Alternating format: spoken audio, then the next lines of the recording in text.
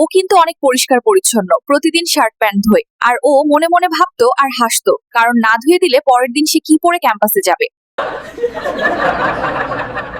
বিশ্ববিদ্যালয়ের বন্ধুত্বগুলো ক্রমহ্রাসমান প্রান্তিক উপযোগ বিধির মতো। ফার্স্ট ইয়ারের বেডমেট 10 দিনেও গোসল করতো না। সেকেন্ড ইয়ারের বেডমেট মেঘের গর্জনের মতো নাক ডাকে। থার্ড ইয়ারে কপালে কি লেখা আছে মাওলা? ফার্স্ট ইয়ারের সেই ইনোসেন্ট বান্ধবীকে ধীরে ধীরে প্লে গার্ল হয়ে যেতে দেখেছি।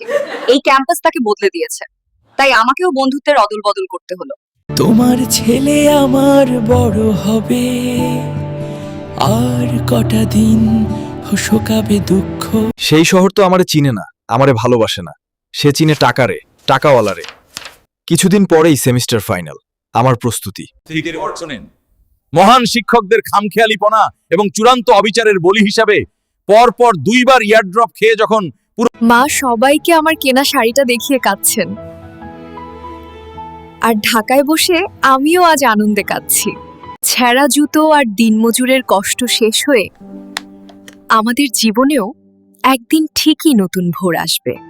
নিজের সব স্বপ্ন বিসর্জন দিয়ে যারা আমাদের স্বপ্ন দেখায়, সেই বাবা মায়ের ঋণ এই জীবনে শোধ করার নয়।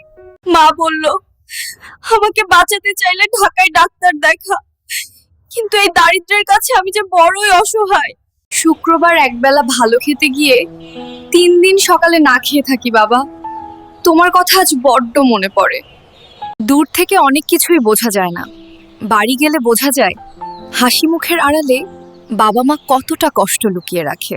মায়ের শেষ সম্বল ওই একজোড়া বালা বিক্রির টাকাই আমাকে আজ বিশ্ববিদ্যালয়ে পড়ার সুযোগ করে দিয়েছে। এখানে আসার পর দীর্ঘশ্বাসের ওজন কয়েক গুণ বেড়ে গেছে।